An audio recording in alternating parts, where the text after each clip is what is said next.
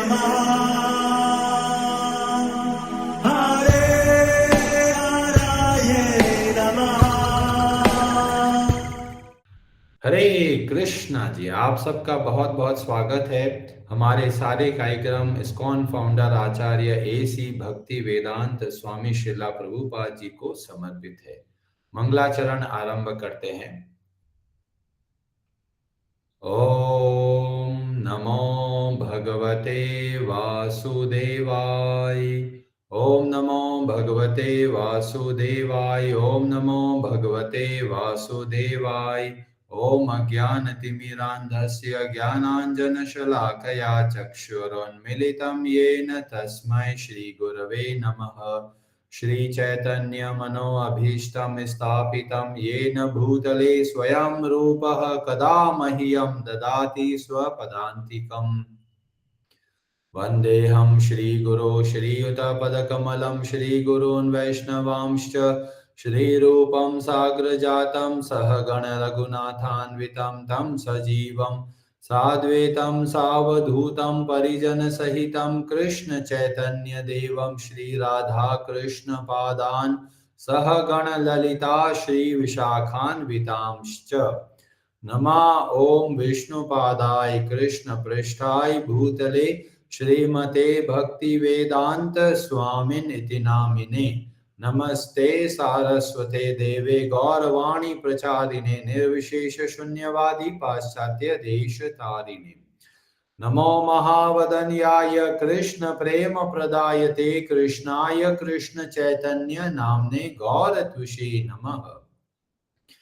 हे कृष्ण करुणा सिंधु दीन बंधो जगतपते गोपेश गोपिका कांत राधा कांत नमोस्तुते। तप्त कांचन गौरांगी राधे वृंदावनेश्वरी वृषभानुसुते देवी प्रणमामि हरि प्रिये।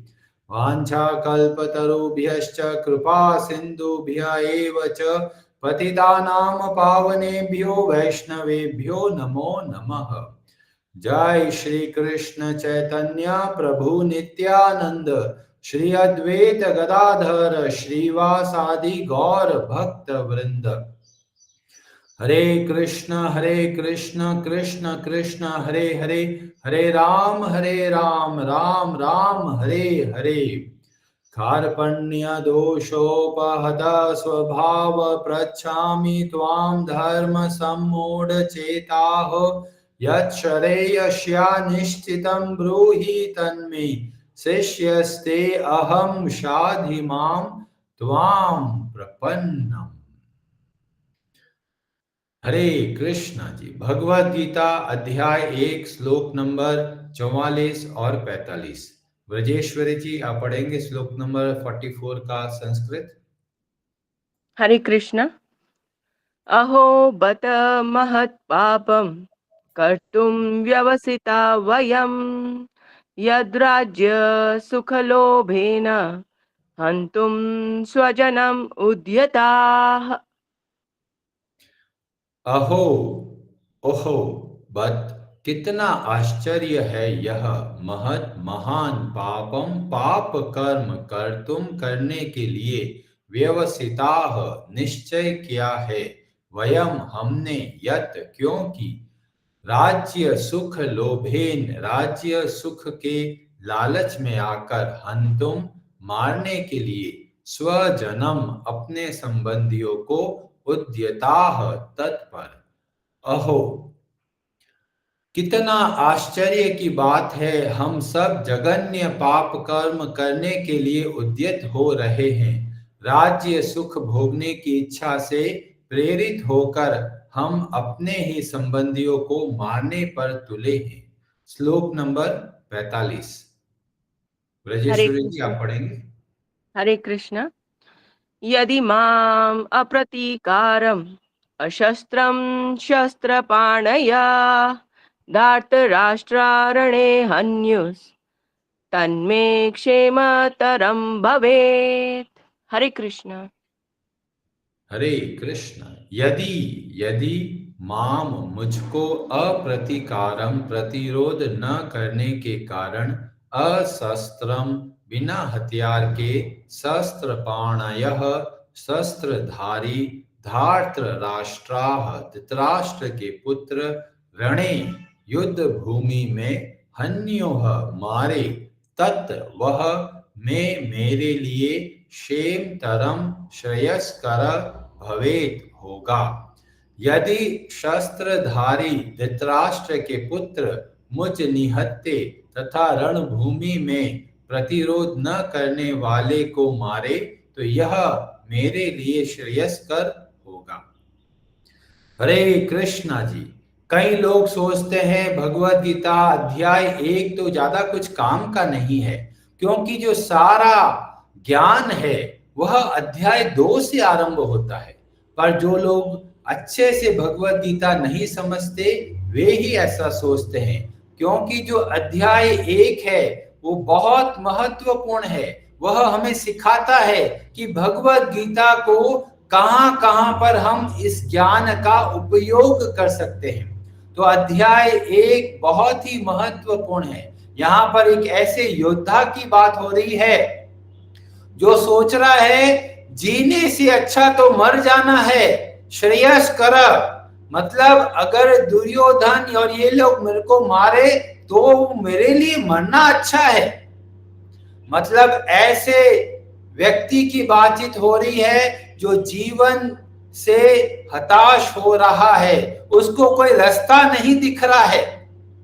और यहाँ पर पता चलता है भगवत गीता के ज्ञान की कितनी आवश्यकता है। कॉलेज में देखते हैं, जॉब में देखते हैं, लोग अपने जीवन से इतना तंग आ जाते हैं, इतना परेशान हो जाते हैं कि सोचते हैं मर जाए तो अच्छा होगा।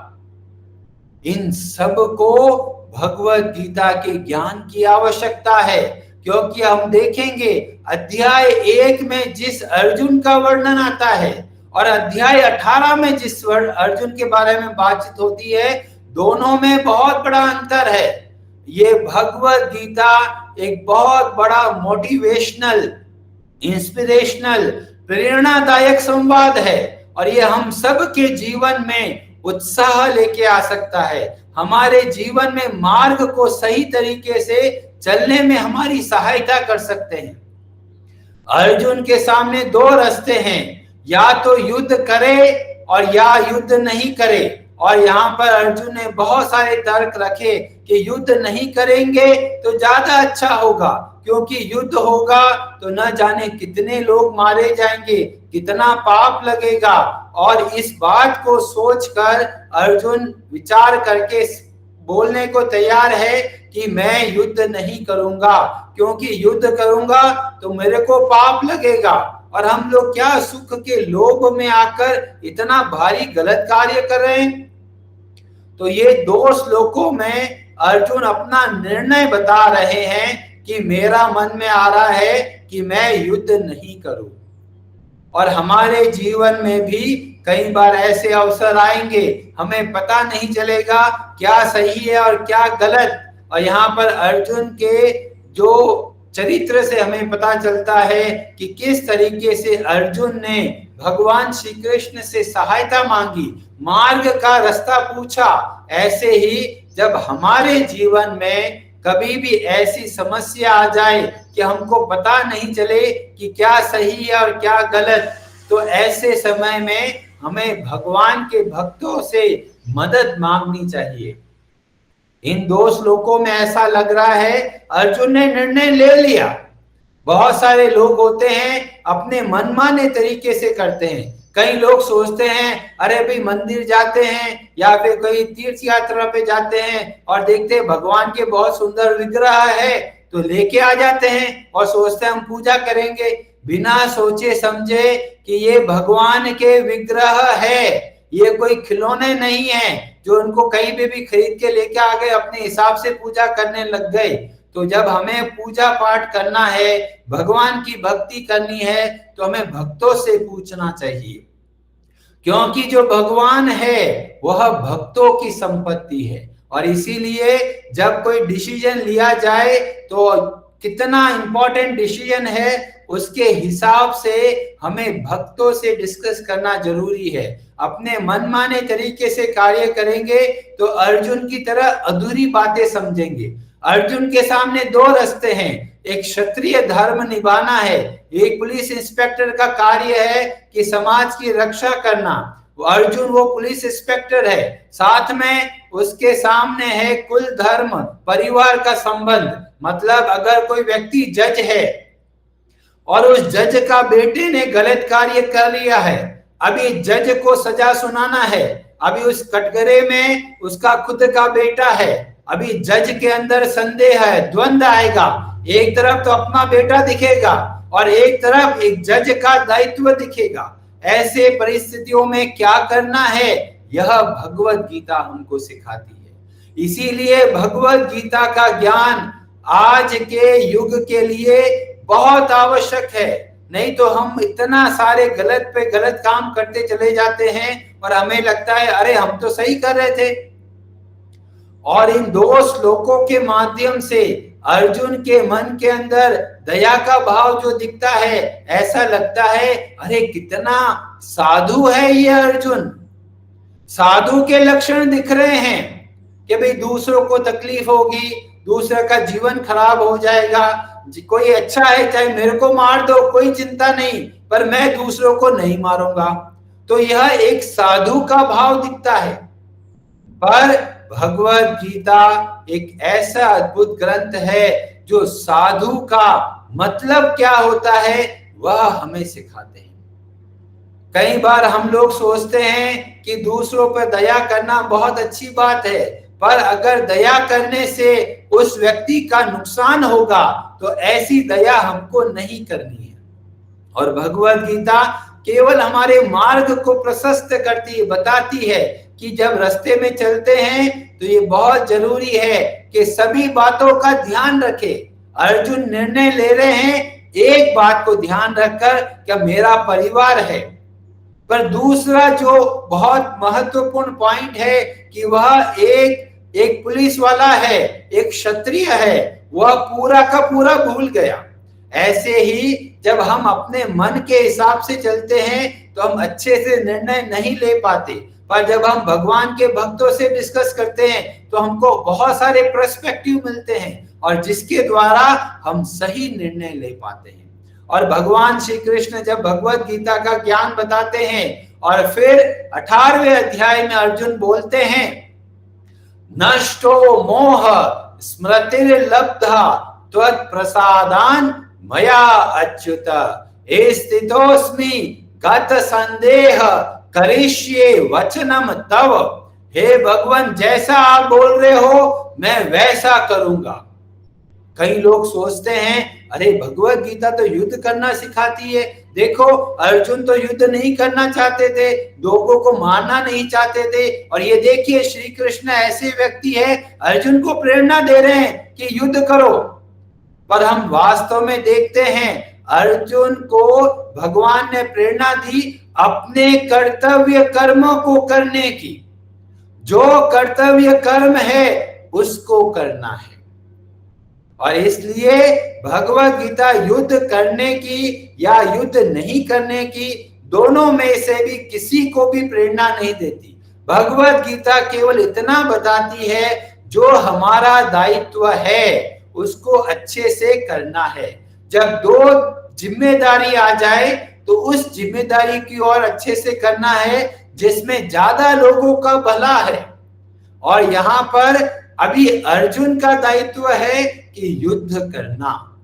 और इसलिए पूरी भगवत गीता में हमें देखेंगे कि भगवान श्री कृष्ण अर्जुन को प्रेरणा देते हैं कि जो आपका दायित्व है उसको अच्छे से निभाना है। कई लोग जो लोग समझ नहीं पाते भगवत गीता को, और इसीलिए बहुत जरूरी है कि भगवत गीता का कॉन्टेक्स्ट क्या है, किसके बारे में ये बोला जा रहा है। भगवान श्री कृष्ण स्वयं युद्ध नहीं चाहते, इसीलिए स्वयं साक्षात स्वयं भगवान श्री कृष्ण जाते हैं शांति दूत बनकर। क्यों? क्योंकि उनको पता है युद्ध के अंदर बहुत ज्यादा नुकसान होगा, तो पहले भगवान श्री कृष्ण सारी व्यवस्थाएं देखते हैं, क्या कोई उपाय है जिससे शांति बने। जब कोई उपाय नहीं बचा तो युद्ध करना ही जरूरी है। और यही बात हमको प्रेरणा मिलती है कि जो हमारे लिए दायित्व है उसको करना बहुत जरूरी है। अगर कोई बीमार व्यक्ति है, डॉक्टर के पास जाता है और डॉक्टर देखता है अरे पांव के अंदर तो जहर बढ़ता जा रहा है, जल्दी कुछ ना कुछ करना पड़ेगा, लगता है पांव को काटना पड़ेगा। पर अगर डॉक्टर सोचता है अरे इसका पांव कट हो जाएगा तो इसको कितनी तकलीफ होगी, इसका जीवन कैसे चलेगा, अगर वह डॉक्टर वहां पर दया का भाव दिखाएगा और पांव को नहीं काटेगा तो क्या होगा, उस पूरे शरीर में जहर फैल जाएगा। तो वहां पर डॉक्टर को मजबूत बनना पड़ेगा। डॉक्टर बोलेगा पांव काटना है या फिर शरीर, दोनों में से किसकी ज्यादा जरूरत है, तो बोलेगा पांव काटना ज्यादा अच्छा है, क्योंकि पांव कट जाएगा तो भी जीवन चलेगा। ऐसे ही भगवान श्री कृष्ण हमको प्रेरणा देते हैं, जब दो चीजें खराब हो उसमें ऐसा खराब चीज का चयन करना है जो कम नुकसानदायक है। और इसीलिए भगवत गीता को समझना बहुत जरूरी है कि यह भगवत गीता क्यों बोली गई, और इसीलिए अध्याय 1 का बहुत भारी महत्व है। इसीलिए भगवत गीता के अध्याय 1 को हमको बहुत अच्छे से समझना है। कई लोग सोचते हैं ये तो हिंसा का पाठ पढ़ाती है, पर नहीं, भगवत गीता एक प्रेम का संदेश है जो हमें अपने वास्तविक स्थिति के बारे में बताता है और हमें बताता है किस तरह से हम अपना पूरा जीवन सेवा के भाव से बिता सकते हैं और जिससे हम वास्तव में प्रसन्न होंगे। तो जो लोग सोच रहे हैं कि भाई मृत्यु ज्यादा अच्छी है, तो ऐसे लोगों के लिए विशेषतया भगवत गीता का ज्ञान बहुत जरूरी है। जो लोगों के मन में द्वंद्व है कि मैं ये करूं या ये करूं, ऐसे समय में भगवत गीता हमको मार्ग बताती है। हरे कृष्णा जी, आप सबका बहुत बहुत धन्यवाद। हरे हरे नमः।